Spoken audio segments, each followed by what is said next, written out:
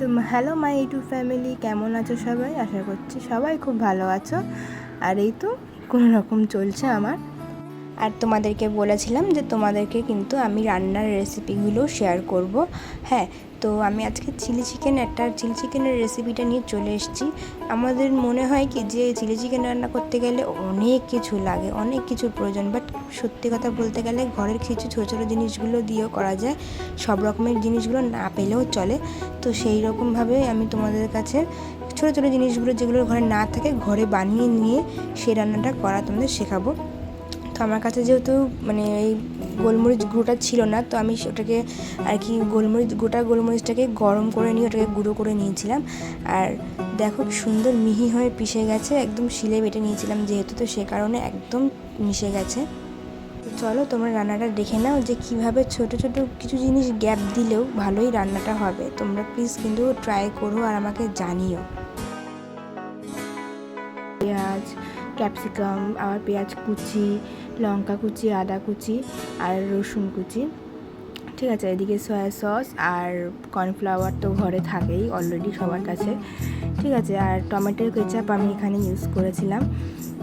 তো আর এখানে কিন্তু আমি কোনো কর্নফ্লাওয়ার দিইনি, আমি এখানে চালের গুঁড়ো ইউজ করেছিলাম।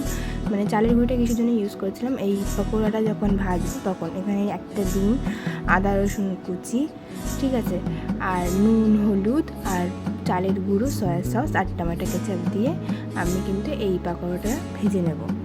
তো আমি বলছি শোনো, তোমরা যদি কর্নফ্লাওয়ার নাও দিতে পারো তাও হবে, ঠিক আছে। কর্নফ্লাওয়ারটা সবসময় সবার ঘরে থাকে না, ঠিক আছে, কিন্তু তাও চেষ্টা করো দেওয়ার। যদি না মনে হয় যে না নেই বা দিতে পারছো না, তাও না দিলেও চলবে। জলের পরিমাণটা অল্প জল দিয়ে আর কি, জাল দিয়ে তরকারিটা আমাদেরকে নামাতে হবে সেরকম বুঝে শুনে, ঠিক আছে। তো আমি পকোড়াটা এবার পরপর করে ভেজে নিই, চলো।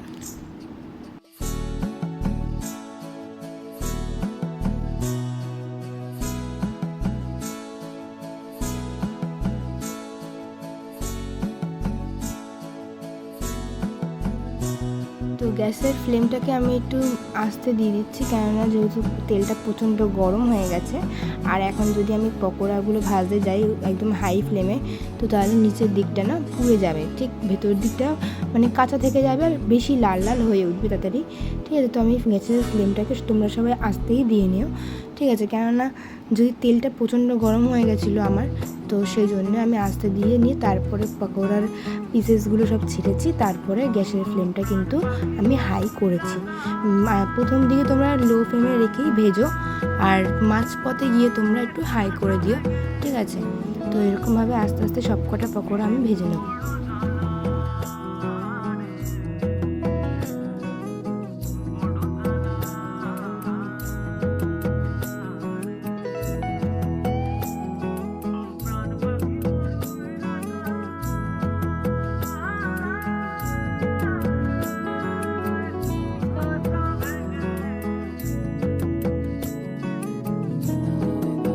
তো দেখো আমার গ্যাসের ফ্লেমটা কিন্তু এখনও একদম লো রয়েছে, মিডিয়ামও দিইনি আমি, ঠিক আছে।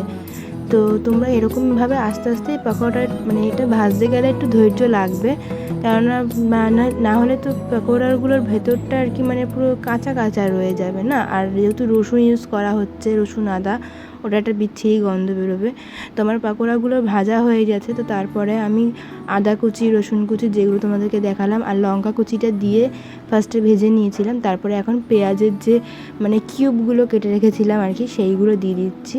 আর আমি কিন্তু এখনও কোনো রকমের সস দিইনি, শুধু হলুদ আর নুন দিয়েছি। হলুদ, নুন আর গিয়ে আদা কুচি, রসুন কুচি আর লঙ্কা কুচিটা দিয়েছি। আর কি পেঁয়াজের যে কিউবটা ছিল সেই কিউবগুলো দিয়ে ভেজে নিচ্ছি। এরপরে কিন্তু আমি এক এক করে সব মশলাগুলো এর মধ্যে অ্যাড করব। আর এই দেখো আমার পকোড়াগুলো সুন্দর করে ভাজা হয়ে গেছে। আর দেখছো পকোড়াগুলো কত সুন্দর লাল লাল করে ভাজা হয়েছে। তো ওখানে এখনও ক্যাপসিকামটা রয়েছে প্লেটে, ওটা এখনও দিইনি। পেঁয়াজটা একটু ভাজা ভাজা হয়ে গেলে তারপরে ক্যাপসিকামটা দিয়ে দিয়েছি, ঠিক আছে। এবার ক্যাপসিকাম আর পেঁয়াজ সমস্ত কিছু উপকরণগুলোকে ভালো করে একসাথে মিশিয়ে নেব।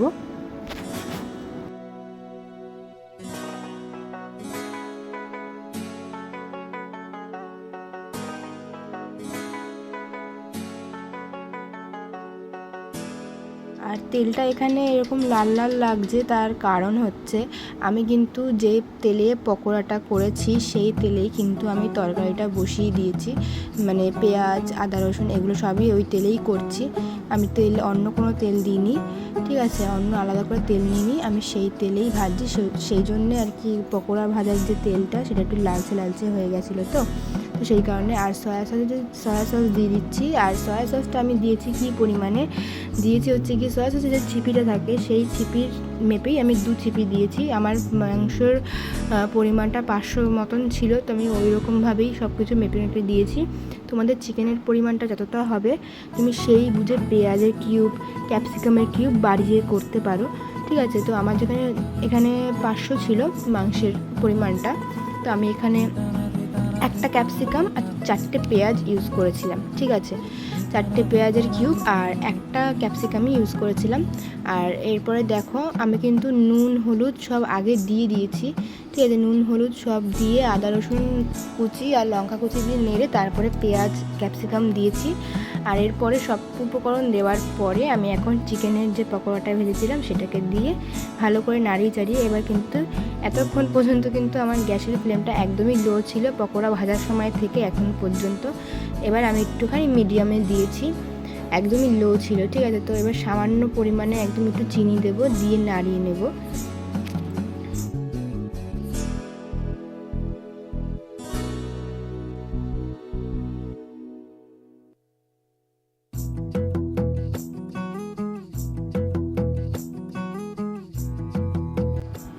তো এবার কর্নফ্লাওয়ারটা আমি আগেই গুলে রেখেছিলাম, ঠিক আছে। তো চিনিটা দিয়ে নাড়িয়ে নিয়ে এবার আমি কর্নফ্লাওয়ার গোলা জলটা এটাকে আমি দিয়ে দেবো।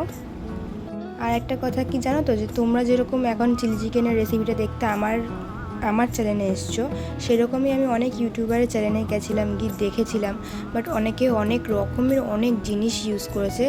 আর আমি কিন্তু ছোটোখাটো ঘরে থাকা, মানে কর্নফ্লাওয়ারটা হয়তো থাকে না, বাট সয়া সস এগুলো তো সবার ঘরে থাকার জিনিস। আর সবজি যেটা ক্যাপসিকাম সেটা কিনতে পাওয়া যায় বাজারে অলরেডি, সবসময় থাকে, একদম কমন জিনিস।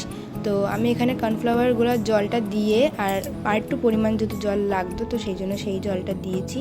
আর আমি কিন্তু এটাকে রুটির সাথে যেহেতু সার্ভ করব, তো আমি একদম গ্রেভি টাইপের রাখবো, গ্রেভিটা বেশি করবো না। তো এটা যে গ্রেভিটা আমি করব, তো সেটা স্ট্রাকচারটা ঠিক কতটা গাঢ় হয়েছে তো সেটাই দেখছিলাম। আর এরকম গাঢ় হয়ে আসলে তোমরা যদি রুটির সাথে সার্ভ করো, তো এরকম জাস্ট একটা গাঢ় শেফ আসলেই তোমরা নামিয়ে নিতে পারো। আমি তো নামিয়ে নিয়েছিলাম সেরকম রেখেই, ঠিক আছে। তো আমার তো চিলি চিকেন রেডি।